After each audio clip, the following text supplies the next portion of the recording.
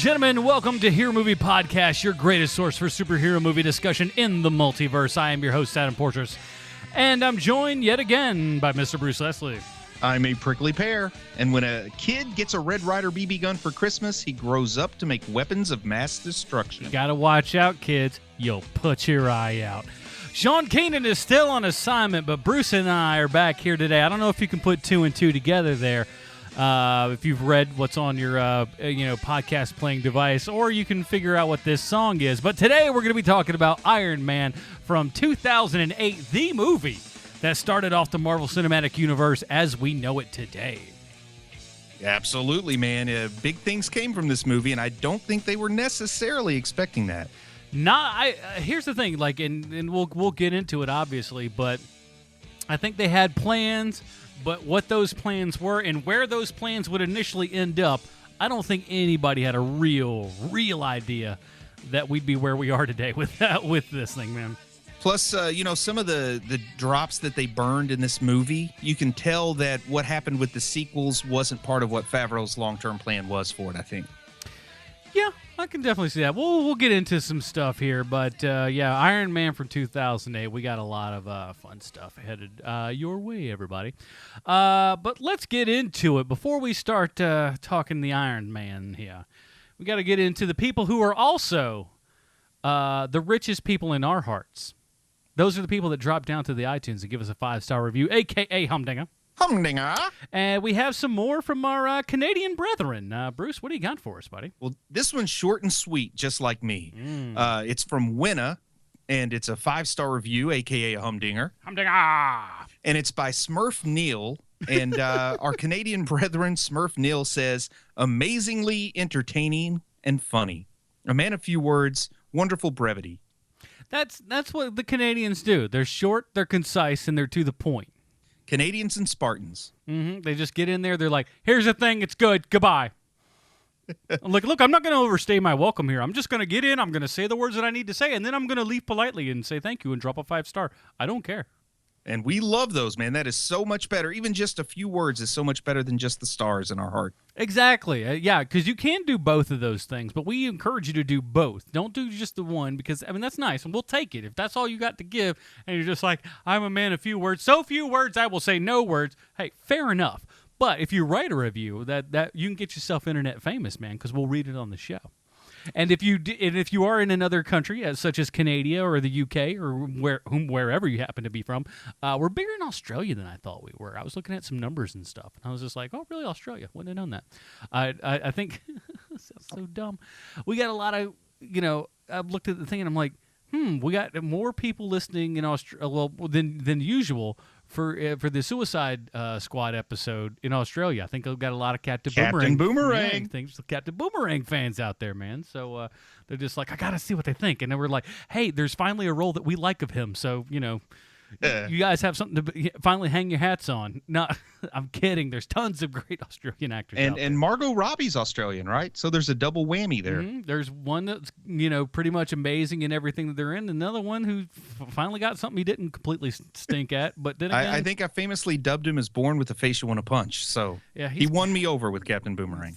Do some more stuff like that, man. Do some more stuff. Burn yourself or whatever he did on set. I heard he did some wacky crap. There's a bunch of shenanigans that were going on that set from what I read. And stay away from any I, Frankenstein sequels. Ugh, please, everyone stay away from I, Frankenstein. By all means. By any means necessary, stay away from I, Frankenstein.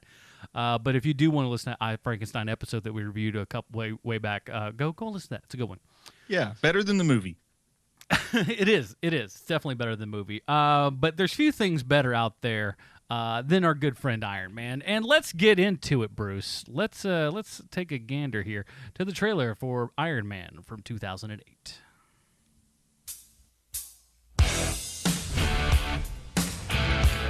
No one's allowed to talk? Is that it? You can't talk? No, you intimidate them.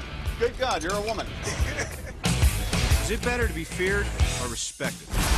I say, is it too much to ask for both? I humbly present the Jericho. To peace. Tony Stark. Now you work for me.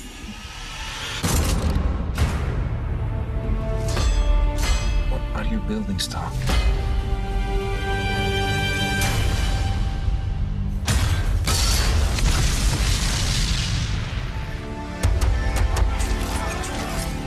Your eyes are red. Your tears for your long-lost boss? Tears of joy. I hate job hunting. Yeah, vacation's over. Welcome home, sir. Put up the scanner, will you? What happened over there? I had my eyes open. I want to protect the people I put in harm's way. A man with a dozen of these can rule all of Asia. Yeah, I can fly. Let's see if this dog can hunt.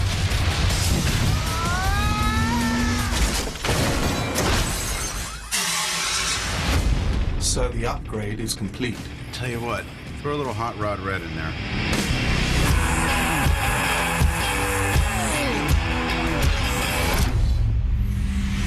Damn. Good luck keeping up.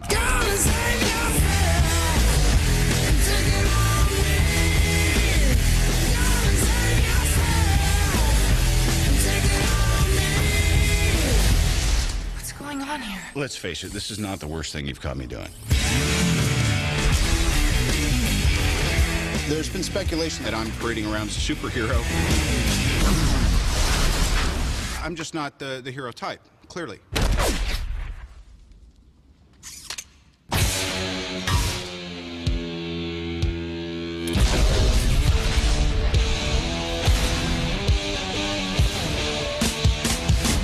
All right, boy, that Was trailer- that the Rock Festival Mega Mix? Yeah, baby. I'll throw a little bit of, there's a little bit of everything in there, man. A little bit of AC/DC, a little bit of Chris Cornell, like overdoing That was what he Audio does Slave, always. I think. It's, it's what he does, man. He just overdoes everything. You overdo everything, Chris Cornell. Give it a rest. He's not bad, but I God, love Chris Cornell, man. I feel he listens back to his his playback at the studio, and no one is jamming out harder to his own lyrics than he is. That's how I see Chris Cornell just going, "Oh, this is so good! I am so good." I hate that about him, but I just oh get man, that I'm vibe. such a big Soundgarden fan.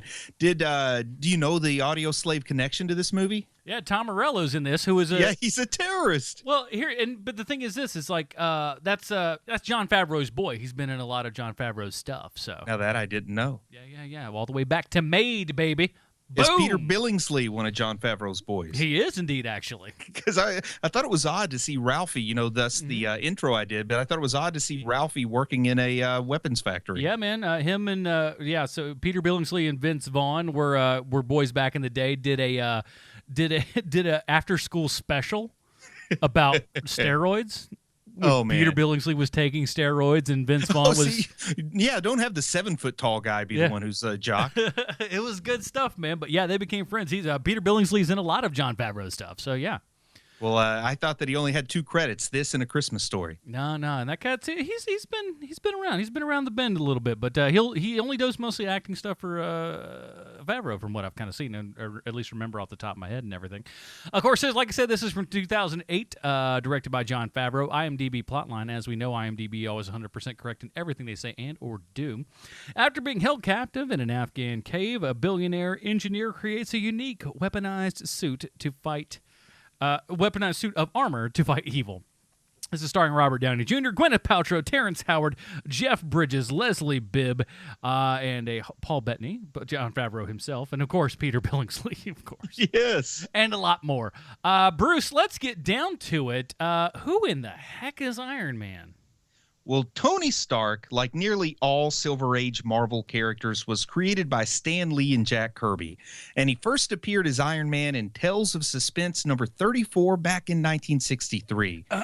Bruce, I happen to have a copy of that myself. It's not in very good condition, but my dad got it back in the day, and still one of the treasures in my life. Oh, absolutely, man. You need to throw a little Scotch tape on that and put it up on your wall. Well, there should be a little bit of Scotch tape on it, but it's like back in the day, like if you had like a newsstand or something, sometimes they like put a little stamp on the cover of where it came from and everything, and it's worse. I don't even like taking it out of the plastic. Because it's just it is of that kind of like sneeze, and it will just like dust in the wind.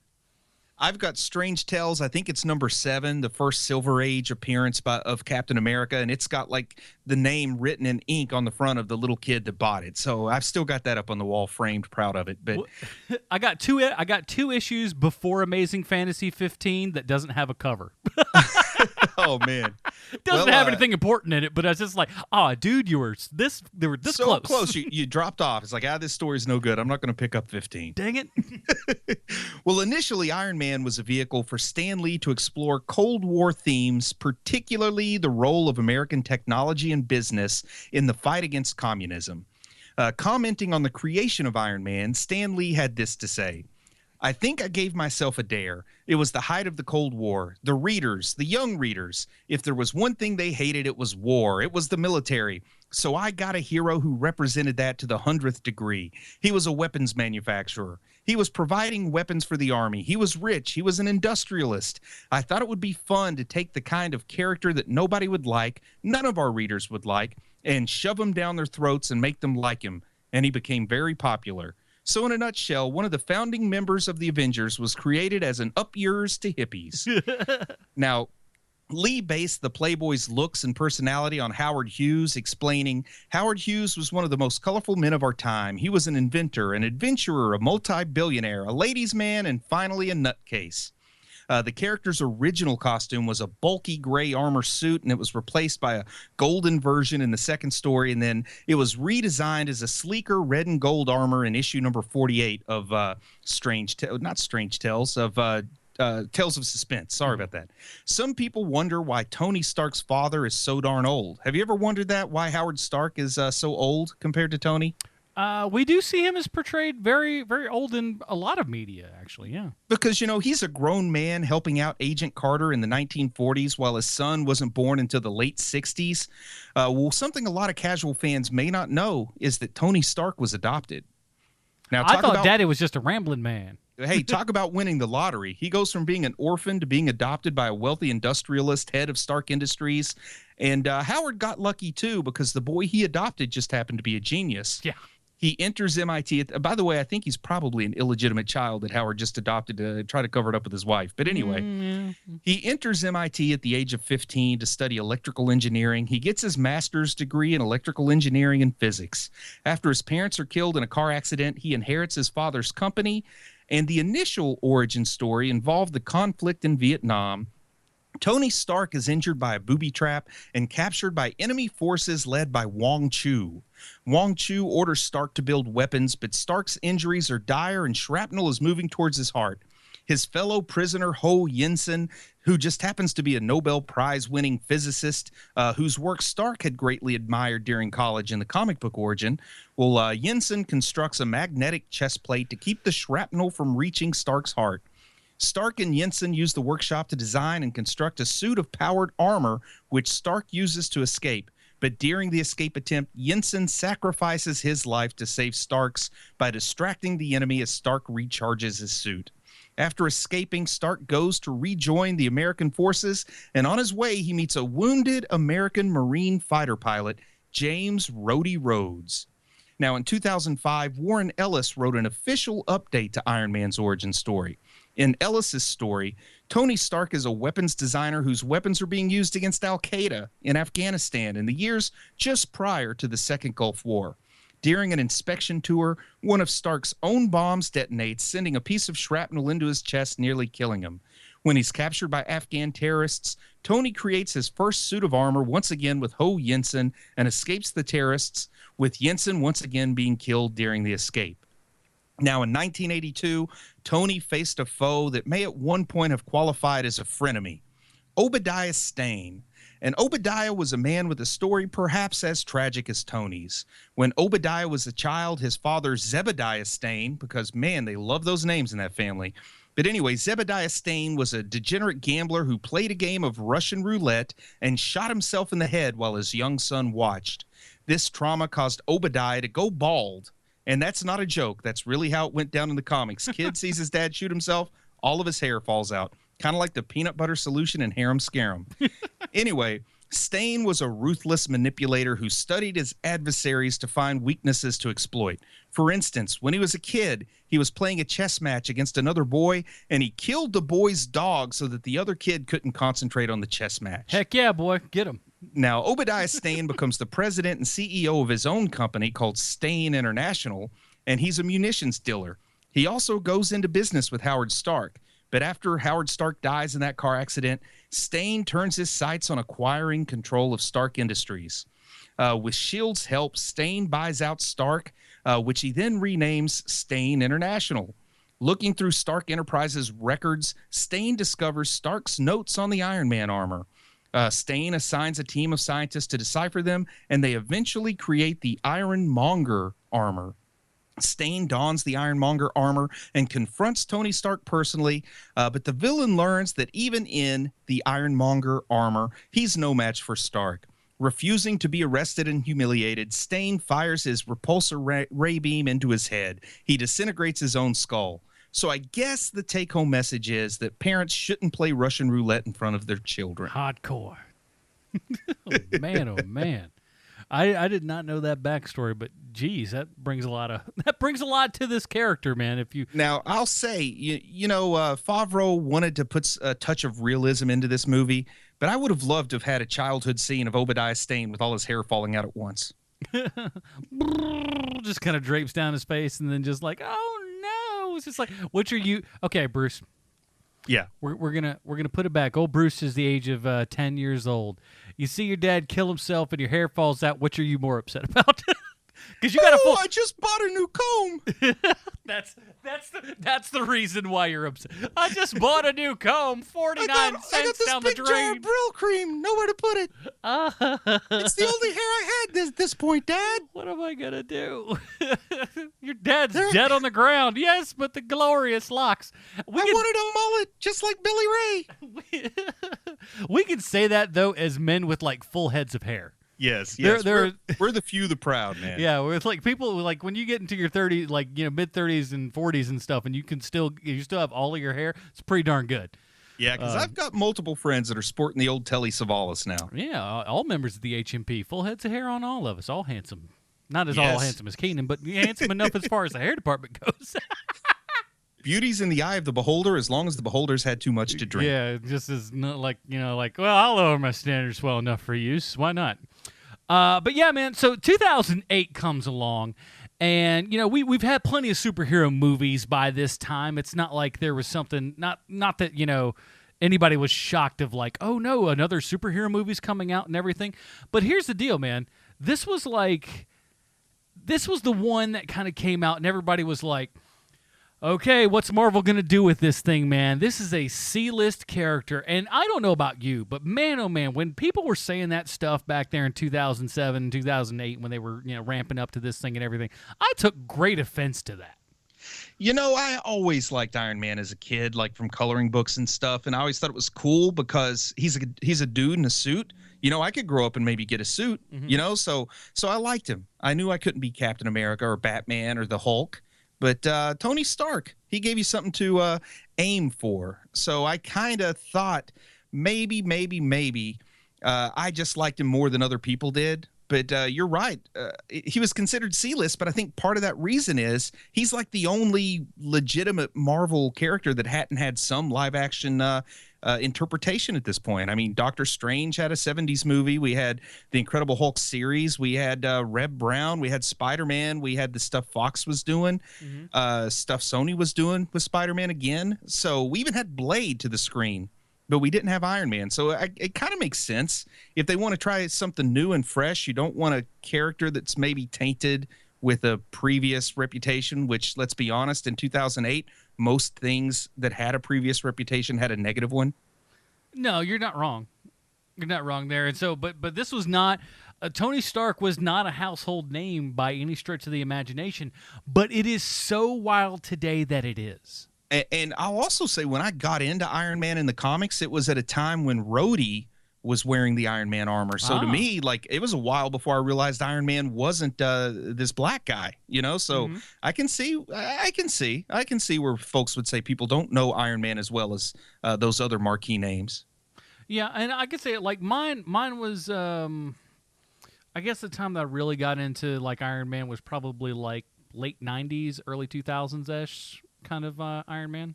Yeah. And that was kind of more my deal right there.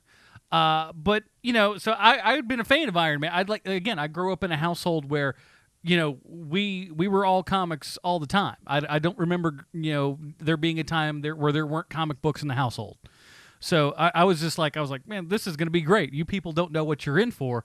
And when I saw it and the update of the story and everything, I got to say, I was absolutely blown away. I mean, just the first trailer where I got to actually see a relatively comic book accurate Iron Man suit of armor flying through the sky, I knew I had to see this movie, man. I knew I had to see it.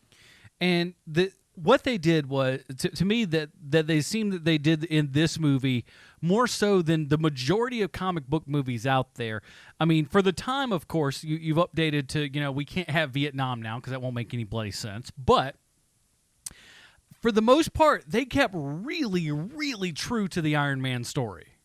And to me, that was the big thing that I was just like, as a comic book fan, that's what blew my hair back. And they kept really true to an Iron Man story that was only 3 years old, too. You know, they updated everything the way Warren Ellis had. And in comic book movies, it seems like they always want to go back to these Silver Age stories. And it was kind of cool to see them having the courage to go with a little touch of the Ultimate Universe, a little touch of Extremis. You know, I like that.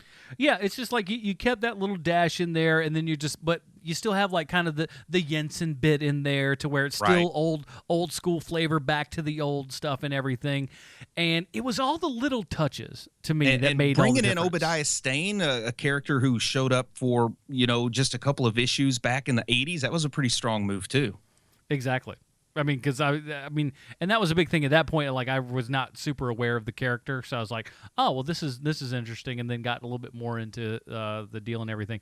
But it seems like this truly came from people who were fans of the comics, and that was a big problem, I think, for a lot of comic book movies.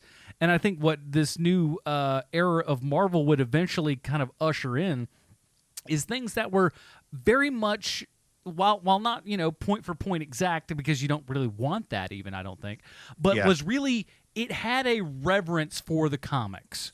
Well, this was made by Marvel. Yeah. This was the first movie from Marvel Studios. It's on there, Marvel Studios, right there when the thing pops up. It may be a Paramount picture, but this is from Marvel Studios. Well, it was distributed by Paramount. Exactly. You know, just a distribution deal. But my question for you is, where did Marvel get this money? Because famously, they were on the verge of bankruptcy in the 80s and 90s. And I don't know, did they just get enough money from their licensing from Spider-Man and X-Men and the Fantastic Four that they were able to afford to make this $140 million picture? That's what I think, but at the end of the day, as much as I'm going to poo-poo the man all the time, I think Avi Arad had something to do with this movie really getting made. Because Avi Arad was very hands-on with this one, and I think it's probably the last time he showed up in the MCU. Yeah, so like and thank goodness, because most of his stuff is garbage. But here's the thing. Avi Arad is a smooth-talking cat. He's got so much work behind him with comic books, but like I think he's one of the biggest comic book producing movie guys out there who I really think knows jack all about comics. Yeah, I don't think he has any love of comics. He just saw that these were a lot of properties he could buy some kind of attachment to cheap, like in the 80s, and then worked on getting them made. You know, and I don't understand exactly what he owns. I mean, you know, Swamp Thing and Batman, like everything from Batman is has this guy's name on it who bought the rights for a song and dance basically back in the 70s. And I think Avi Arad got attached to some Marvel stuff. I don't think he was attached to Iron Man, but because of his experience, he was involved in the process, you know? Yeah. And so, but I that's my guess is where the majority of this came from. And he'd had a lot of success with the Spider-Man movies at this point. So they're just like, hey man, if we can get this guy in here who's, you know, kind of good at producing these Spider-Man movies and everything. And and honest to goodness, I think he's a real good smooth talker. I think he comes in and says the things that Hollywood people want to hear. Yeah. And they just go, okay, well, this guy's got enough of a he talks our talk. But I like to build this narrative in my head where Marvel was on the verge of bankruptcy. So they sell what people think are their marquee names off. You know, they sell off Wolverine, and they sell off Deadpool and Spider-Man and the X-Men, and then they take that money and kick all their butts with Iron Man and Thor, things that you kind of thought of were more for little kids than they were for adult audiences. And I just love that narrative, whether it's true or not. I like to see that. It's kind of like, you sell weapons to your enemy, but you use that money to build even bigger weapons. It's just kind of a nice little narrative I like to attach to it, whether it's true or not. Well, the amazing part also is how they've almost really kind of continued doing that all, like, literally to this day. To where, we bring in, like, Guardians of the Galaxy. You want to talk about C-list. This is like D-list area here of characters that nobody knows. And when they said, hey, we're going to bring a talking raccoon, and it was one of the top 5 grossing movies of that year. And if there's anything that we can learn from the Fantastic Four movies, it's not the characters that count, it's the movie that counts. And absolutely. Marvel seemed to understand that, and they loved, they loved their own characters and seemed to deal with it from a direction that the experience of a shared universe in comic books lent itself to, that movie studios, you never, unless it's a gimmick, something like Alien versus Predators or the Wolfman versus Frankenstein's monster, for the most part, major franchises don't really cross over in the world of the Hollywood studios. Yeah, it was tough, and this was the thing, and we'll talk about it by the end, but this is the thing where you can tell that they're setting up chess pieces throughout this entire thing. And really, when you sit back and see it now removed, 8 years later, it really shows, man, they were setting up stuff here that now if they didn't pull it off, it'd have been A-okay. It had just been some nice little kind of, secret egg sort of thing going down, right? Yeah. But the fact that they pulled it off just shows the cojones that Marvel had as a company to just really do what they do. And at the same time, we poo-poo them, but there's a reason why we do. Because these guys had the nerve and the guts to go, we're going to take this a step by step, and they played that slow chess game, that long con, in order to get that shared universe and do everything right. And it does feel sad when DC runs up and just goes, we can play this game too, and it's just like, you're not playing the same game, man. You're playing checkers. I think the biggest fault that's always pointed out with the Warner Brothers attempts is studio meddling. But Iron Man is essentially an independent movie. It's a $140 million, big budget, special effects laden independent movie. Paramount handled distribution, but they weren't involved in the creative process. Essentially, Favreau was just kind of, Marvel didn't know what they were doing with movies. And Favreau had a pretty long leash. He was on a pretty long chain for this movie. Now, that would change by the time the sequel rolled around. But for this one, it's like a big $140 million independent movie. But that's the thing also that Marvel would then come to do in the future and everything, is give the unexpected guy a hand. Those guys that worked on a few episodes of Community, let's give them our biggest moneymaker. Yeah, it's just like, hey, 2 dudes that directed a couple episodes of Community and a couple other things he does. Now they are 2 of the biggest directors in Hollywood right now, who have just now finished going. They've just now arrived in Atlanta to start on work on the next Avengers movie. For crying out loud, people. But I mean, this is Jon Favreau, who at this point had done like Maid and Elf. It's like, then had a box office disaster, and it shouldn't have been because it's a good movie. In Zathura, he really ate crow on Zathura, man. That movie didn't make any money, despite it being an actually pretty decent movie. Any idea how he got attached to this in the first place? I mean, I can't connect the dots there, but then again, I can never connect the dots with the choices they make for their directors, which mostly are always good choices. Yeah, I think their biggest thing, I don't know specifically for this particular case, but I think the big thing is they go, we want guys with strong voices and stuff, and this is going to sound bad, but it's true. But they also want somebody they can manipulate. I think they also want to spend the money they have on the effects. And Favreau probably was less expensive than people who would have turned in a more paint-by-numbers movie, you know? Yeah, and the thinking outside the box thing, I think, is really what also lends all of the kind of Marvel stuff into the right place. I mean, because when we go on to have, they're like, okay, we're going to do a Thor movie. Okay, well, a Thor movie. Boy, we're really going to have that's interesting. We're going to have Kenneth Branagh do the Thor. The guy who did all the Shakespeare movies? Well, shoot, yeah, man, that sounds like a perfect guy to actually do that. And you could probably get him for a decent amount of money. You don't have to break the bank, but you have somebody who is super talented, right? But the real perfect storm on this movie, though, I mean, Favreau obviously did a great job directing it, very heavily involved in writing it. But the real perfect storm was Robert Downey Jr. It was one of the most talented actors out there, but he was haunted by a lot of personal ghosts. Really couldn't get a job. Got fired from Ally McBeal like 3 times, because of his substance abuse problems. And not only did they have a guy who would work cheap, I mean, he got paid less than Terrence Howard for this movie, which sounds absurd until you know that they went into it fully knowing they may have to recast him halfway through the movie, Well, Terrence Howard was also just kind of off of an Oscar-nominated from performance. Hustle and Flow. Yeah. So but he was big. Not only was he available because of those skeletons in his closet, but they got him at just the right moment in his life. He was ready to stop. You know what I mean? Like if they had gotten him 5 years earlier, this would have never worked. And if they'd waited 5 years later, he would have been doing something else equally wonderful. So they got him at just the right moment. And he married one of the producers on this film. And I think maybe she helped keep him on the right path while he was making this film. And his life has been a big story of redemption ever since then. Yeah, I mean, he was at a point in his career during this movie that they would not insure him. That's why he's in what's essentially an independent film, because studios wouldn't hire him because he couldn't be insured. But they're like, what the heck? We'll wing it, Like this was, for those of you who don't remember, like this was a time when, he would just get blasted off of his butt and then wake up in some child's bed in the middle of, Encino or something. These kind of crazy crap just happened. So I mean, how bad you got to be to get fired from Ally McBeal 3 times? Yeah, I mean, that show's bad enough. I mean, the fact that they'd have to keep anybody around to try to keep that show up. I was high when I got fired, and I was even higher when I agreed to go back. That's how I see it. Yeah, that's how I'll do this Ally McBeal garbage. Where's that CG dancing baby at?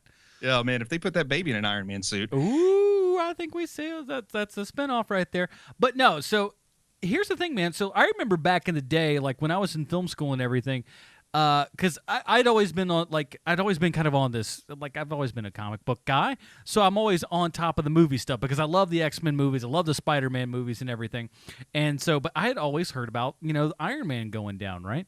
And who was rumored for so long to actually play Iron Man, who at the time I thought was actually be a really great choice. Was Tom Cruise. Yeah, man. I thought that'd be a fantastic choice. Billionaire, playboy. Here's what I think, and I'm honest here. Tom Cruise is a heck of an actor, and I think he would have played a great Tony Stark. But if Tom Cruise is in the movie, Jon Favreau's not directing it. Probably not. And again, as much of a fan as I am of him, at this point, I can see nobody but Robert Downey Jr. playing it. And I mentioned it on Facebook when I was, did a little check-in thing on this. This is the movie that this is the role Robert Downey Jr. was born to play, man. Yeah, to borrow a phrase I used last week talking about Patrick Warburton, probably equally, if not more appropriate for this. Yeah, I mean, this was a guy, and here's the thing, man, and what I loved about it, too, is that he was also, like, when he was announced, I was like, because my dad was, like, skeptical, right? He was just like, he's like, he'd seen him in a couple things, but I'm like, I don't know, is that the guy? And I'm like, no, this is the perfect guy, because he has, especially at that point in his career, he has Tony Stark inside of him. Well, my thought when I heard about the casting was that he'll get replaced, the production will get screwed because of him. I'd heard he was kind of on the mend and everything, but I'm like, this is the guy who can do it because he's got enough demons in his life, and if you know anything about the history of Tony Stark as a character, is a man who's gone through some demons himself, who is, and it's on display a bit in this one, a little bit more in Iron Man 2. But we get to his drinking problems and stuff like that. And I'm like, this is a guy who's dealt with those inner demons and stuff. He was kind of a wunderkind at a young age and everything. Comes from Hollywood family, right? Yeah. And so, like, he has kind of lived the life of Tony Stark in a lot of ways. Yeah, and people may not know this, but I mean, his dad was Robert Downey, so he's not a neophyte. Yeah, this guy, like, he's been around this kind of stuff and grew up with kind of a spoon in his mouth, man, just going, hey man, check it out, here's what I'm doing and stuff, and praised highly for it, but yet at the same time has had struggles and problems and everything. So I was just like, no, this is a perfect choice, and doggone it, I honestly believe, and I keep looking at all this stuff. From like Twitter and Facebook, Instagram, Yeah. and all this kind of stuff. And we talk about how this could be. They haven't slated an Iron Man 4 as of yet. Right. And, you know, Robert Downey Jr. is the most paid person in all of these Marvel movies. And Deservedly so. Deservedly so, absolutely. He is the anchor that this ship is based upon. But I don't think he wants to go away from this at all because, man, oh man, if you see the stuff that comes out of this guy now, he is Tony Stark, dude. He really is. But he's magnanimous. He does what he does, and I think he loves this too much to give it up. Personally, I think he's really happy doing the ensemble movies, showing up in other movies and not doing another Iron Man, because he still gets a point of the gross with his agreement, and man, you know those grosses are not small. Yeah. Well, and here's the thing, too, though. He did say he would do a fourth Iron Man movie if it were directed by Mel Gibson, which I would love to see. And also, you know, another big point of friction, I think Robert Downey Jr. and Ike Perlmutter didn't get along very well, and Disney's pretty much muzzled Ike. He's not involved with MCU anymore. Yeah, then just give it all over to Feige and just say, Feige, you run the ship, baby. And look, it's all about making people happy, man. But I think if RDJ can run this thing enough, and I think that he will, but you see everything that comes out of him from the, you know, like seeing sick kids in hospitals going, here's your prosthetic Iron Man arm. Oh, man, it makes you cry. Oh, my gosh. It's just like the guy's got, you know, just like, and that's the thing, for everyone in like the MCU, you just feel like these people, like this is a family, like they love what they are doing so darn much. And I just don't see any of that kind of love for what, like over at the DC thing, man. You just see these people like out and about, like, you know, Chris Evans and what's his Star-Lord there?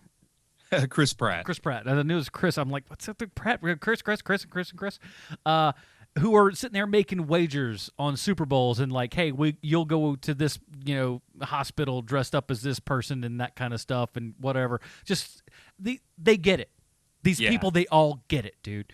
And I really feel that also that a lot of that stems also from what Robert Downey Jr.'s kind of really started, you know, with this movie and everything. And I remember seeing him be on Leno at some point after this movie came out. And Leno asked him, he goes, you've been in a lot of movies over the years, a lot of like really great kind of art stuff that you've been like, you know, nominated for. Like he is an Academy nominated actor. And he's just like, which do you like more? The kind of arty type stuff where you'll get like, you know, the awards and things like that, or like the big giant blockbusters? And he was just like, the blockbusters.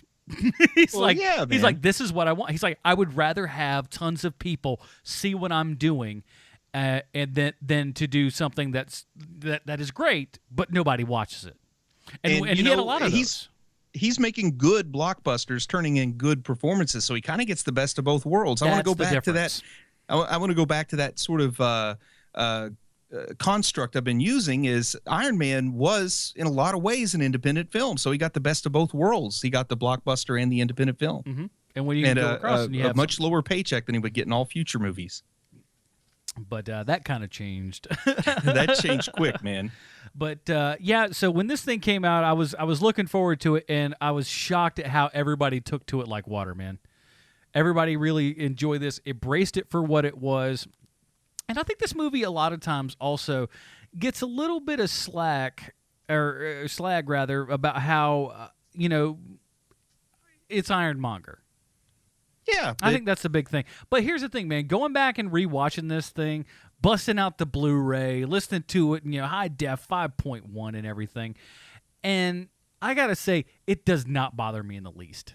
And my memory of this movie, you know, because when I thought back about how I felt about it initially, my memory was that I didn't like the villain. You know, I didn't like it that it was Obadiah Stane and Ironmonger, and I wish they had brought out something bigger for the first movie. But when I rewatch it, I realize if you didn't know any of his villains, just the visual element of Ironmonger fighting against Iron Man, and the whole idea of the betrayal from what's essentially his godfather or surrogate father here. I think it works really well. I mean, I couldn't imagine having Fing Fang Foom be his villain in this first movie. Oh, especially not in the first one, man. But that was that was also the great thing about for people that were fans is just dropping that 10 rings in there, man.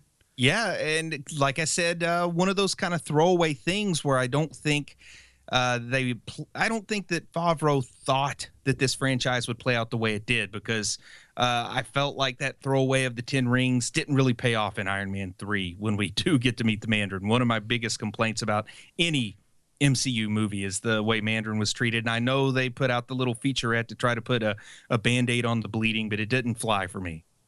We shall see. That's what I mean. Like, look, dude. If Mel Gibson came in and said, "I'm doing an Iron Man 4," and and we don't know it's the Mandarin, and then it is the Mandarin, bring and it. it better be Ben Kingsley though, man, because he made a good Mandarin until he wasn't. Until he wasn't, exactly. But also, they kind of throw away a Whiplash here.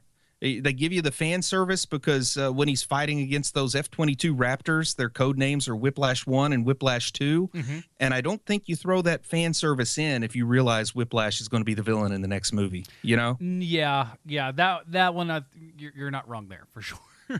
But that's what I thought was really good about this is that they kind of laid everything out. And again, Marvel gets a lot of crap for having weak villains, but I think Obadiah Stane is actually a really good villain in this movie. And Jeff Bridges, man, it's one of my favorite actors out there. He's not like Robert Downey Jr. It's a totally different kind of actor, but the guy takes his role seriously. Mm-hmm. And there's one moment where he goes from being kind of reserved to just losing his cool, where the way that he just delivers the line when he's screaming at Peter Billingsley, mm-hmm. Just the way he flips that switch. This guy's just as devoted to this role as he is to that Crazy Heart role or to Rooster Cogburn in the Coen Brothers True Grit remake. And there's also something really cool about seeing the dude as suddenly a military industrialist. I thought it was really great, just the shaving the head and everything and the beard, like such a great look on him. He does look very menacing because we think of Jeff, when you think of Jeff Bridges, you don't think menacing guy. Really, for the most part. You kind of think of inviting. You know what I mean? He's a dude he's the dude that you want to sit down with, have a beer and whatever. But he doesn't come off as just like, but man, oh man, this shows where the guy can really do it. And I'm glad he's did it before all those other roles that you mentioned, because honest to goodness, he would be doing some weird affected voice of which I'm kind of over him doing nowadays. I won't lie to you. So I'm kind of like, let's just get back to what you were doing. But and a little behind the scenes, man. Apparently, Jeff Bridges was not happy making this movie. Do you have any idea what's up with that? Not particularly. I know he had a lot of negative things to say about Favreau and about the process, saying that it was actually minimalist script and a whole lot of improv went on in the making of this movie. And I don't know, maybe did he have a little sour grapes about not being around to be in Iron Man 2, because he could always argue comic book deaths aren't real deaths. They could have had him come back if they wanted to, but I don't know if there were sour grapes or if he really just didn't get along with Favreau. But I would think he's made enough independent movies, and you can't tell me there wasn't a whole lot of improvisation in The Big Lebowski, so I don't get it. Maybe he just really didn't like somebody. These things happen, man. There's so much crap that goes into play. Your guess is as good as mine, unless I bet he's mad because Peter Billingsley wouldn't sign an autograph with "You'll shoot your eye out, kid." Do you know how many times people ask me that crap? I'm sick and tired of it. It's all stupid. And he went off on Bridges, and Bridges got PO'd. I'll take it. Or if he would have said, I really loved you in Christmas Vacation. Got the movie wrong. You son of a... Just go. Maybe Favreau kept calling him Lloyd Bridges on set or something, or Bo Bridges. Just called him Bo. Like, how dare you? Keep your swinger's face over here somewhere else, jerk. But no, it's really good. And so let's talk about Terrence Howard for a couple seconds here. That's exactly where I was going to take us, man. Go ahead. Okay, so Terrence Howard, like we said, when he's in this movie, man, he's hot off the heels of Hustle and Flow. And which a lot of people liked. It won an Oscar for Best Song. 3 6 Mafia won an Oscar before Martin Scorsese did. Let that one rumor around in your skull for a while, kids, because that's what really happened. Weird. I don't know. But so Terrence Howard is off of this and everything, and I'll say this: when Iron Man 2 came around, right? Terrence Howard got a big old head, and just kind of like made a lot of demands and stuff, and really wanted to be. He wanted it to really be the Rhodey show, and to be honest, I think it also boiled down to a little bit that he was going to have to take a pay cut to be in Iron Man 2, if I understand it correctly. Like he was not going to be the top paid actor for sure in Iron Man 2. Oh yeah, he probably, like, if memory serves, or something along these lines, is that he wanted pretty much, equal kind of footing with RDJ at this point. It's like, homeboy, you are not the star of this thing. This is not the Rhodey Road show. This is the Tony Stark show. This is who we're going to go with here. You know what I mean? And let's just be honest, man. Who do you prefer, Newman or Cheadle? Cheadle, all the way. Me too, man. I couldn't see Terrence Newman. I don't know how he Quit is. calling him Newman. That's wrong. What's his name? Terrence Howard. Man, who's Terrence Newman? I just made a don't name know. up. You're just thinking Anyway, Paul Terrence Newman Howard. and Terrence Howard had a baby. Yeah, Terrence Howard. Newman. Anyway, Terrence Howard gives me the idea in his acting. And that's probably why he got recognized for the role he played in Hustle and Flow. But it seems like he's not really good at having fun. It seems like he takes himself a little too seriously, or at least the performance does. And in these movies, man, you got to be able to laugh at yourself a little bit. And I don't see him being able to do that as well as Cheadle, who has also been nominated for an Oscar. Mm-hmm. Yeah, Cheadle just seems like more of a just down-to-earth dude, I think. I think Terrence Howard is kind of a very up-his-own-keister kind of guy. And part of what Rhodey's role is in the comic books, in the movies, in any version of Rhodey, he's the guy that needs to knock Tony down a notch every now and then. And it's hard, when Don Cheadle's knocking Tony down a notch, you can go with it because Don Cheadle seems a little humble. But when Terrence Howard wants to knock him down a notch, it's almost insulting. It's like you can't have that high an opinion of yourself and then pick on other people. Then you're a bully instead of funny. And here's the problem, though, man, is that Terrence Howard does not have the gravitas that Don Cheadle does. I would agree with that, especially, and I would say maybe in this movie, Don Cheadle's a better fit, but Don Cheadle's got range, man. Mm-hmm. He's got range. By the way, guys, watch the movie that he not only starred in but also directed, Miles Ahead. The radio? No, it's about Miles Davis.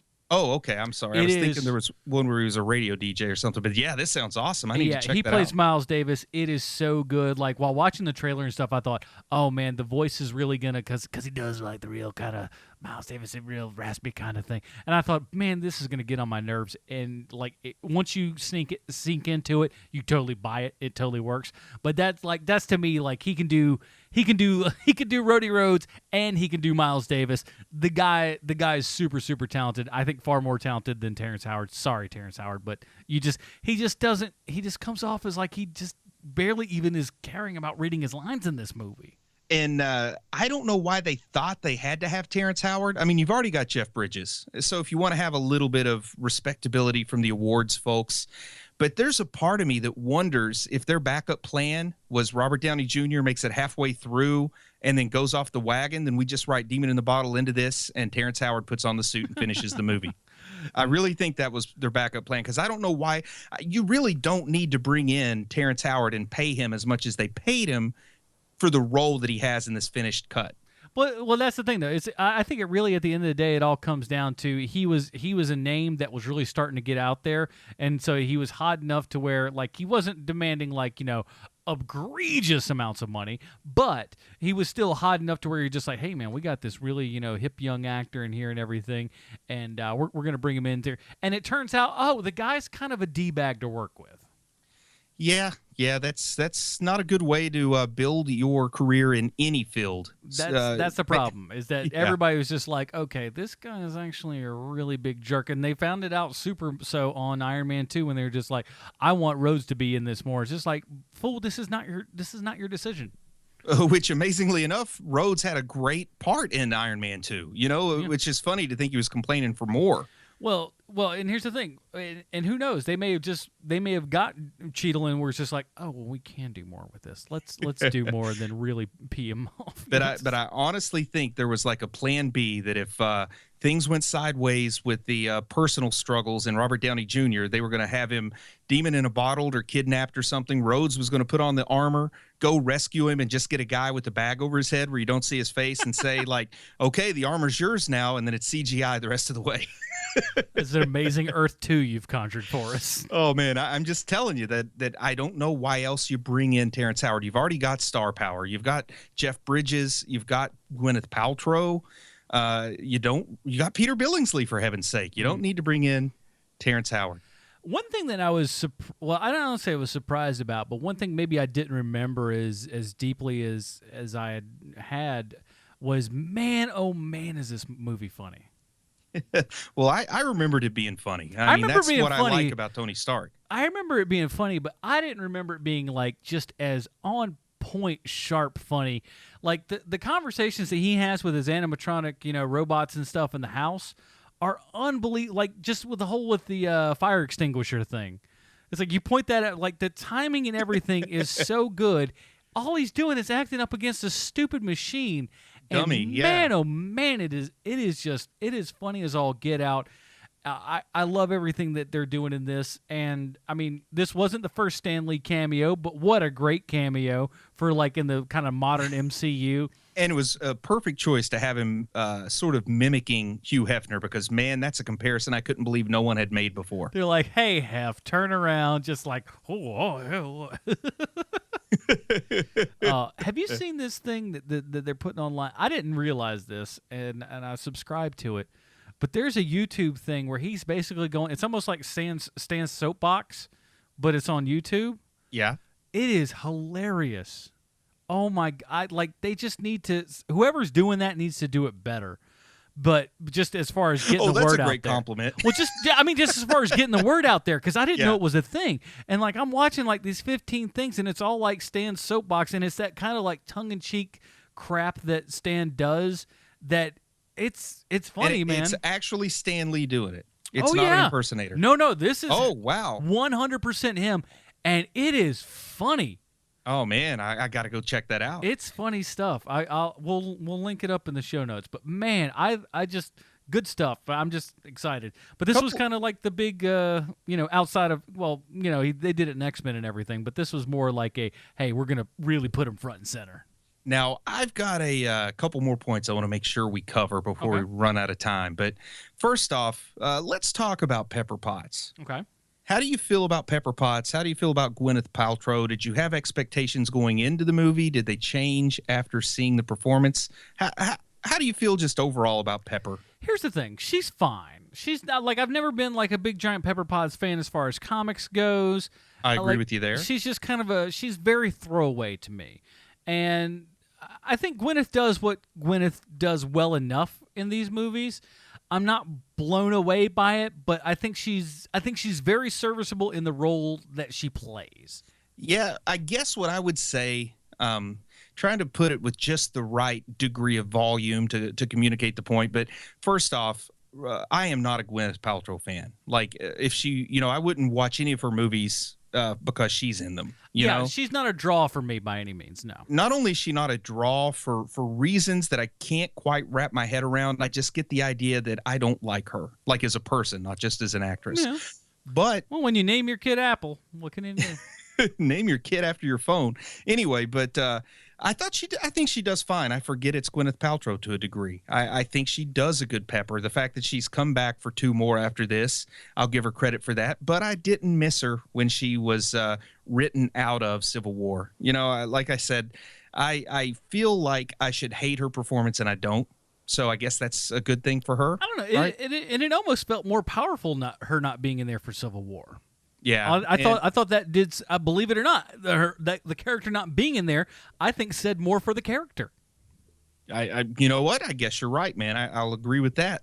But Phil Coulson, I'm rewatching this, and he shows up and introduces himself, and I think, you know what? That's right. This is the first time we ever get to see this guy. And when I first saw the movie, the character was just like nondescript dude in a suit. I didn't expect him to be such a meaningful part of the universe. I didn't expect him to have his own spin-off whether you like it or not, he has his own spinoff TV show on ABC in primetime. I never would have dreamed that this character was going to be anything more than just, sort of random agent who we'd never see again. And it's crazy because, like, the first time that we go through and everything, my dad didn't even catch it. Now, granted, it's not the same. The shield here is not the same acronym that it had been in the comics and everything. But I'm with your dad. The first time I saw it, I thought, I guess they don't want to say Homeland Security, so they've given it strategic home. And then at the end, when he says it, I felt like the biggest idiot ever. But oh yeah, when I got to there, I was just like, the first time I heard it, I was like, what? Are you kidding? Oh wow, because I like, man, and they did it twice. But man, he had a much bigger role in this than I even had remembered. I remembered him really showing up the 2 times, but he's in this movie a lot more than I had remembered. But, I mean, he's honestly like the guy that delivers flowers in a soap opera. You don't think his character really matters. Yeah. You know what I mean? But it turns out it does, and they cast it well. And talk about long-term planning. I guess he's glad he didn't ask for Terrence Howard money, or he wouldn't have been in the sequels. Yeah. But it's funny because I saw this in 2008 when I had no idea where the Marvel Universe was going to go. And then this is the Iron Man movie I like the most, but I've seen the least because 3's more recent. 2 seems like it's always on FX, so I watch 2 a lot. but going back and watching this, it was kind of it was like opening a time capsule almost, because I knew I loved it, but I forgot just what it felt like. Like now when I see it with all the knowledge that I have from I guess we're looking at 8 years of successful universe built off of it, and go back and watch and see just like how frail the origins were, but how strong the story was, and how it all managed to follow that thread all the way through. A lot of luck went into this, not just talent. Yeah, and I think too, a lot of the reasons why we don't go back and watch, the people probably don't go back and watch this one a whole bunch, is because it is an origin story, and like, we've seen origin stories done so many times now, and a lot of people are just like, I don't need to see the origin of Spider-Man again. For heaven's sake, just let him be Spider-Man. But people really didn't know the origin of Iron Man for the most part. They, like you said, that people thought it was a C-list character. They managed character. to tell it in a compelling way. And Iron Man actually has an interesting origin story. He didn't just see his parents shot in an alley. He wasn't just born on another planet. He didn't get bitten by a spider. I mean, he has all this intrigue. Like, the origin story is actually a compelling story. He's stuck in a cave. How's he going to get out? And then the way they told it in a little bit of a non-linear fashion, and of course they updated it. Fewer people are probably going to have been familiar with the Warren Ellis version, and more people knew the Vietnam version, which wouldn't really work for this movie. And I liked it. And what did you think of the Mark I armor? Oh, it was great. Like, and that was another thing that just kind of really blew me away then and even now, is just really going through Marks 1, 2, and a proper 3. And I thought, man. They were fairly faithful in how they did it, too. That Mark I armor looked a little better than the armor he had in his first appearance in the comics, which looked like a gray deep-sea diver's outfit, right? Yeah, it's just a big, giant tin can. But I loved it. And I loved that they didn't shy away from still making it look really crude. And then I almost wanted him to try to stick with it for a little while because I liked the way it looked. And then the Mark II was initially gold. And, in the comics, Mark II was still the tin can, but it was just gold instead of gray all of a sudden. And then the Mark III is when we get into real Iron Man armor. But yeah. And they went through the 1, 2, 3 pretty good. And then after 3, it's not really worth keeping track of. I'll be honest with you. Yeah, they're up to like some odd giant I'm sure number now. If you were being like particular and counting every version, he's got to be up in the hundreds, Yeah, it's something ridiculous. But it really works. And, man, when they get to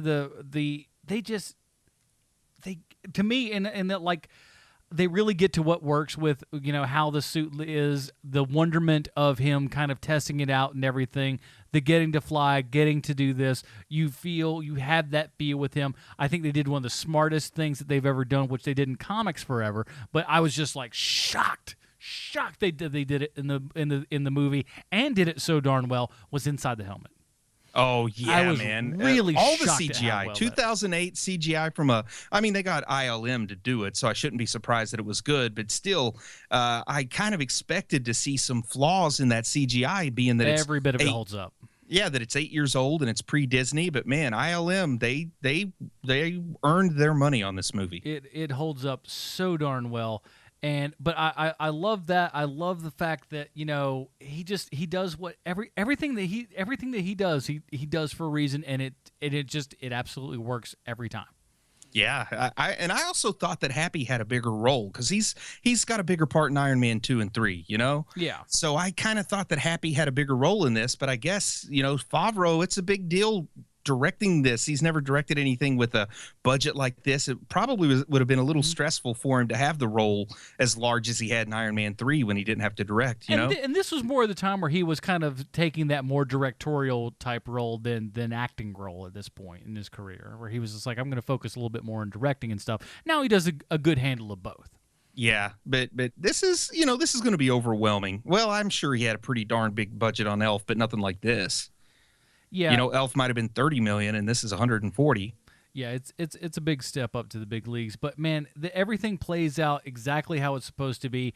I like all the elements in it, and it works, and it's still just a really fun ride. I think that's the biggest thing of all of it is I was surprised still, after having seen it as many times as I have and going back to it, how much fun it really still is. One thing that didn't hold up for me, and this sounds weird, but Tony Stark's hair, Robert Downey Jr.'s hair was just a little longer in this movie than it's been in any of the rest, and that was the one thing. Like, normally it's all slicked back, you don't notice it, but there were a couple of times when I thought, well, that just looks odd. I'm so glad he cut it for all the other appearances he's done. You know what I was also thinking, though, is something that I feel is also lacking, that is, you know, kind of on the other side of the spectrum here, is what's lacking from some of the other things is that now they still do a well enough job of thinking about how smart he is, but I think they needed to. I still also miss him being as smart as he is, really kind of delving into that a little bit more, but also how like kind of hands-on that he is. That's also something I thought was really good of like, hey, this is a guy who's going in, he's doing his own tinkering, he's doing all of his own stuff. This is a guy, and they do enough with the kind of nice little like exposition award thing showing how his entire life was. Another great little thing of like, hey, let's tell you the story without just like, you know, and spoon feeding it to you like you know, bad spinach or something like that. And I'm also glad we didn't have like a 7-minute exposition explaining Jarvis. Jarvis just existed. Yeah. And you had to figure it out on your own. You know, you had to go with it and see where it went. But a lot of movies, there would be a moment where someone would come to visit and he would talk to Jarvis and they go, what is that? And then he would have to say, oh, it's an artificial intelligence that I designed to run my house. It's actually quite, you know, something like blah, that. Blah, blah, blah, blah. It's just but no, man, it he just says Jarvis and we figure it out. And I didn't have any trouble figuring it out then, and obviously didn't now, but I like that. And you said hands-on. Well, I'm going to say a real example of hands-on. This is the one movie where Tony Stark really gets to be a ladies' man because, you know, he kind of has his groove with Pepper in the next two movies. Mm-hmm. So we do get to see him doing things like picking up the reporter that's trying to write an expose about him and talking about the twins on the cover of Maxim magazine and all that sort of stuff. You know, I kind of liked it because you don't get a whole lot of the. He's a reformed playboy pretty much after this movie. Yeah, and yeah, you're right. I did also like that kind of stuff and him just being the playboy and having a smart answer for everything and just being the cocky guy that you know Tony Stark is. Yes. Because here's the thing. Tony Stark is a cocky dude. He is a guy who has the answer for everything, is smarter than you, and will tell you so. And they picked the right actor, man. He's nailed it. The gambling scene, everything, man. He's nailed it. Oh, it just the persona of everything. You're just like, this is like. I don't know how many, you know, Iron Man comics he'd read to this point, but it just was what it was supposed to be in every way, shape, and form. I'm like, man, oh man, you are Iron Man, dude. Like at the end of the movie, he says it, and it has been true since then. I am Iron Man. Robert Downey Jr. is Iron Man, dude. There's no doubt about it. And are you surprised that Ozzy Osbourne didn't get some kind of cameo in this? Oh, so glad that he did not. Because just imagine what a risk that would have been to have Ozzy and an attempting to get clean Robert Downey Jr. in the same place at the same time. Let me tell you, if it's anything like his cameo appearance in the Ghostbusters movie, bullet dodged. They could have had him play a corpse. He would have been good at that. Oh, just awful. Now, are we ready to talk about Nick Fury? Yes, let us do.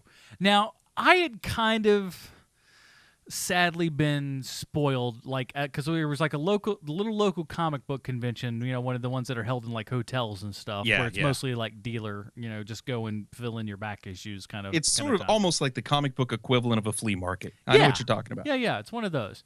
And somebody had kind of mentioned it a little bit, so it was kind of ruined because I was staying away from most of the stuff.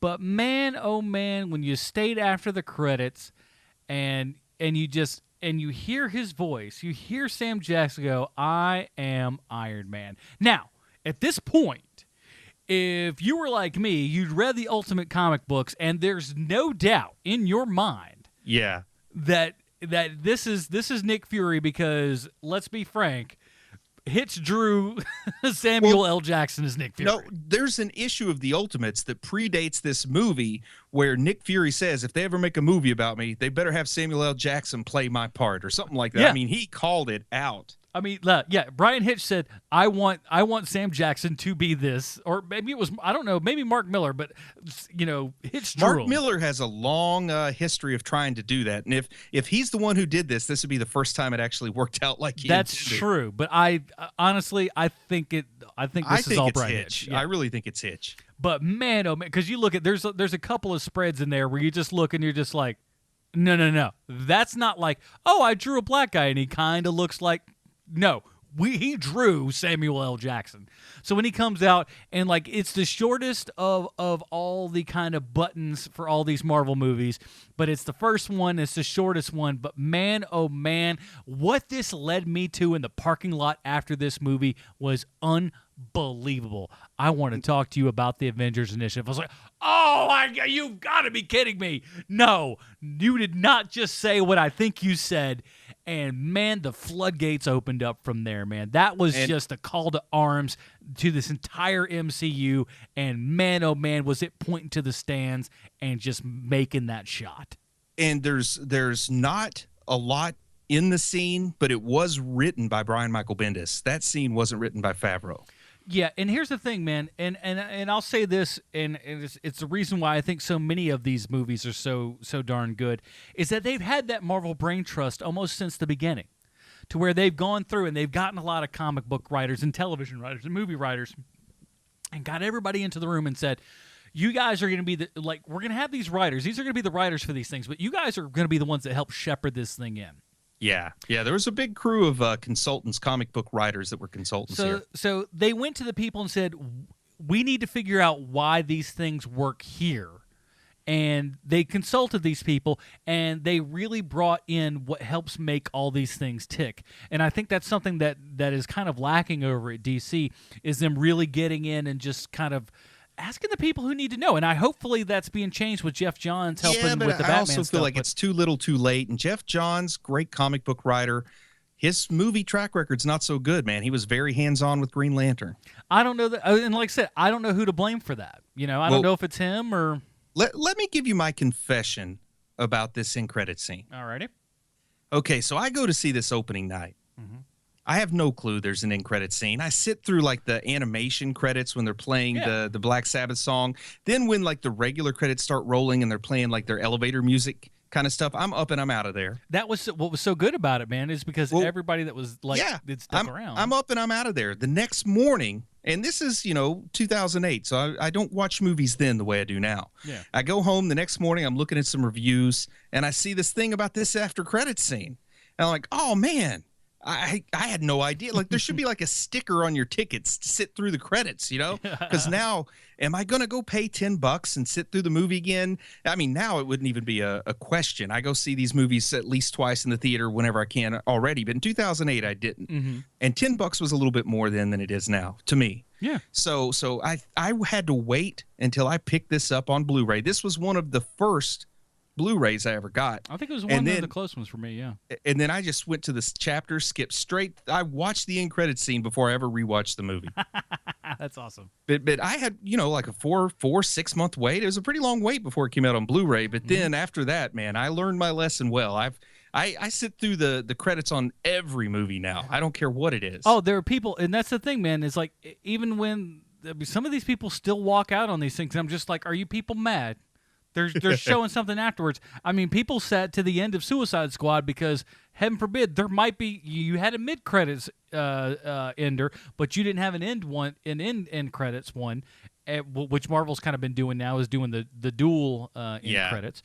But people are waiting, man. People are like, so many people are kind of in the wool now because they're like, I'm not missing what this awesome thing might be at the end. When I saw The Dark Knight Rises, I went to one of those marathon things where they showed Batman Begins, The Dark Knight, and The Dark Knight Rises. It all started at like midnight. I mean, it was like ludicrously late by the time we got out of there. And the people that had to clean up the theater, as soon as the movie was over, they kicked open the doors, turned on the lights, and said, "There's nothing at the end. You can leave." Because they wanted to get that place cleaned up and get home. You know, it's like 4 a.m. at that point. But just try doing that with 8 Star Wars films, Bruce. I mean, at this point, that place was disgusting. But at this point, I can imagine. But at this point, man, when I saw Paul Blart Mall Cop 2, I sat through to the end just in case there was a hint for Mall Cop 3. I think I ran out of that while I was on fire. Oh man, and this seems like such a small end credit scene compared to what we get now with the mid credits and the end credits and stuff, but it was so big at the time. That's the thing, man. I feel like one of these days I'm going to be the old guy who says, you know, you had to watch Citizen Kane and the time it was made to appreciate how incredible it is. Like someday I'm going to be telling like my grandkids that you don't understand what that Nick Fury scene meant to us. Well, back in my day, the 45 seconds was all we needed for a button and we liked it. Before this, the best I had was Ferris Bueller. Exactly. Why are you still here? Which I loved it when Deadpool brought that full circle. That's exactly. That's what we do here in the comic book universe. We bring it all full circle. Speaking of full circle, we got to figure out how this movie relates back to one of the most magnanimous men in Hollywood history, Sylvester Stallone. And I have a prepared statement. Oh, really? Leslie Bibb is one of those actresses you rarely think about, but when you see her, you're like, oh, yeah, she's pretty good. And, you know, she's not too bad on the eyes either. Yeah. Now, in Iron Man, Leslie Bibb plays Christine Everhart, a spunky reporter that Tony gets it on with and still keeps showing up day after day in Tony's world. She just can't quit him, and why wouldn't she? Why would she? It's RDJ, doggone it. And speaking of doggone it if I haven't seen the movie Zookeeper, in which Leslie Bibb plays Stephanie, the hot girl who's inexplicably going out with Griffin, played by Kevin James. Paul Blart. Yeah, speaking of which. Upon his asking her to marry him, Stephanie dumps this tubby butt to the curb because he's a zookeeper. Well, there goes my secret plans to propose to Leslie Bibb. Now, I don't know how the rest of the movie goes because I have seen no further than that trailer. And let me tell you, my guess is that, quote-unquote, hilarity ensues, and eventually we all learn a lesson or some such crap. Now, I haven't seen the movie, but you know what does make me want to see this movie? The fact that the Italian submarine of awesome that is Sylvester Stallone is in it. That's right. Sylvester Stallone is in the Zookeeper. Stallone, No way. Yeah. I gotta go watch it now. In the Zookeeper, Stallone plays Joe the Lion. And you know what? Why not? He's already the king of the movie world. You might as well make him king of the jungle, too. So there you have it, HMPers, this week's Stallone connection. Now, Adam Sandler Jr., let's rate this sucker so we can get back to doing what I'm the best at.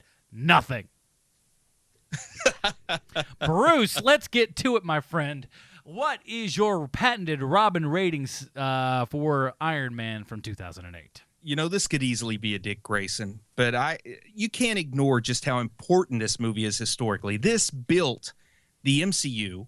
This, in an indirect way, built everything they're attempting with the DC extended universe. Mm-hmm. This has affected the way Spider-Man movies are being made. I mean, these guys are now making, essentially, Spider-Man Homecoming. Yep. This really changed the way they were doing things at Fox, though maybe not so well with Fantastic Four. I think they gave a new take to the X-Men that's working for me. This movie is the most important Marvel movie ever made. Mm-hmm. Okay. And it's probably the most important comic book movie. If it weren't for The Dark Knight, it would have been the most important one since probably Burton's Batman. Yeah. But it did come out the same year as The Dark Knight, and I think they are equally important. But this one has a good legacy. Dark Knight, not so much, but Carrie Kelly. It's got to be a Carrie Kelly with me. So important to the pantheon, but not necessarily the greatest of the great. This could be a Dick Grayson. It could, but its importance. I don't want to just say it's a Dick Grayson, because if I've got Iron Man and Avengers in my hand and I just want to watch something for a couple hours, I'm probably going to put Avengers in. But this is a good movie, and it deserves the respect of a Carrie Kelly here. It deserves to be in the conversation with the Christopher Reeve Superman and the Tim Burton Batman. Okay. All right. Fair enough. To you, sir, I say bully. Because I am going 110% Dick Grayson on this thing. I like this movie in the theater. I liked it when I've re-seen it. And honest to goodness, I sat down to this thing going, I'm probably going to like this. I had so much fun with it again. It still holds up in pretty much every facet of everything. And I'll be honest, Terrence Howard's about the only low point that I can see in this thing. And I go, thank you, Lord, we've got Don Cheadle in our corner now, because I know. But man, and people were upset when he wasn't in Iron Man 2. And I'm like, you people are on the drugs. Because, no, Don Cheadle's knocking it out of the park. Terrence Howard's the only low point of this movie. But even he ain't even all that bad. And I still find the line hilarious where he looks at the other suit and just goes, next time, baby. And I'm like, not for you, playa. And then you're out. So thank like God that. for Don Cheadle. I'll say that right now. But, man, this is a Dick Grayson all the way for me, man. Such a fun time watching this thing, and I need to watch it more. And I think it needs. You know what? I agree with you. I'm ashamed at how long it had been since I'd seen it. I think it needs to be talked about more. I think people need to go back and watch it, because I think it's something they just go, man, yeah, that was really good. I think people underestimate how good this movie actually was. So it is a Dick Grayson for me, everybody. Yeah, I'm embarrassed that I've seen Iron Man 2 like 6 times as many times as I've seen Iron Man. Exactly. But, different strokes for different folks. You're a weirdo. But let's get down. So before we leave you guys, we want to let you know that, we appreciate you guys and everything that you do. And again, I want to reiterate that I'm going to be down at Dragon Con this Labor Day weekend and everything. So I want to talk to any HMPers. Hit us up on Twitter or Facebook or wherever, man. So if you're going to be out there, Matt from the Film Find and I are going to be out at Dragon Con and stuff, hanging around, talking with people. We're probably going to go to plenty of podcasting panels and stuff. So check us out there, maybe. I don't know. But so that's a lot of, just so want to let you guys know that that's a thing that's out there and everything. Bruce, in the meantime, where can we find more of your work on the internet this week, sir? Heroes and Villains, man. Heroes and Villains podcast. I should be wrapping up my opus on Ant-Man, Hank Pym, and Chubby Wizard. We'll be talking about the best and the worst comic books of this week on Chubby Wizard, chubbywizard.com. And here's the thing, folks, and I'll tell people this, even if you're not like I like read comics every single month, listen to Chubby Wizard, man, because like if you're one of those people that just like, well, I don't care about, like, you're not like super spoiler kind of person or whatever, and you just kind of want to get an idea of what's going on in the world of comics without having to plop down, $150 for comics every month. Those guys do it for you, man. And you can kind of keep up to date on the stuff and not have to worry about buying all things. You just go, oh, that's what's going on in Black Panther right now. Okay, cool. And then that's the goal, man. That's the goal. So flip and get on that, people. And, of course, my other podcast, The Film Find at thefilmfind.com, new releases every single week. And, of course, Preacher Podcast is still out there for those of you who have been trying to catch up on VOD and all that kind of good jazz. So we appreciate that. Do you think you guys will do a little special on the Get Down like you did with Stranger Things? I don't know, man. We're so busy with all the other crap. So that's true, man. But you guys I love that Stranger Things. Don't give me more homework, man. I got enough. Just take a little tape recorder and do it at Dragon Con. Hey, I'm gonna try to see if I can score some interviews at Dragon Con. We might have a little special Film Find episode or HMP episode. So that would be sweet, man. Sadly, Carl Urban had to cancel, so I'm a little bit bummed. That would have been our pilot episode of Urban Contemporaries. Really would have. I was looking forward to that one. I'm like, crap, but there's some other people there, so we're gonna see some stuff. We're gonna try doggone it. I know Lou Ferrigno's coming to Charlotte in the next couple of days. Maybe I should try to. Just to hang out, or is there an appearance? He's like doing a seminar or something. Oh man, I would so sign up for that. I think it's called "You Got to Give 110%." Yeah. Would it be rude to raise my hand to ask a question and just move my mouth without saying anything? Oh, what a jerk you are! But he could probably read my lips. It'd be like me and him could talk and nobody would know what was going on. Ooh, maybe Lou Ferrigno's telepathic. You don't know that. I would just raise my hand, and then I would just mouth out, no new taxes, and see if he got the joke. Well, you don't have to be telepathic to find out what we're doing next week, because I'm going to tell you. Next week, we're going to do a movie that I don't think a lot of people even realize is a comic book movie. We're going to be doing Men in Black. Did you know that was a comic book movie? I don't think a lot of people did. We're going to be talking about it. It has an awesome theme song. Big Willie, man. Honestly, you say that, and what's funny is we have a thing where you can request music for the speakers and stuff at work and whatnot. Yeah. And somebody requested that, and I'm just like, man, that song is still really good. Now it's based upon a great disco song, so that's what also makes it good. That's why people go, oh well, this song is so good. Well, there's a reason why. It's based upon another. It's this Jay-Z song is great. Yeah, you know why? It's because it's a Michael Jackson song. Hey, I learned it the hard way with Ice Ice Baby. Yeah, exactly. So I mean, you can have really good songs when they're based on other really good songs, and you're like, there's some reason I really like this. Yeah, because you really like that other really great song that's based on. But man, we'll be talking about Men in Black, the Barry Sonnenfeld joint from way back when. So keep subscribed for that. Joining us on iTunes and HMP and all the other good stuff, man. You know what it all is.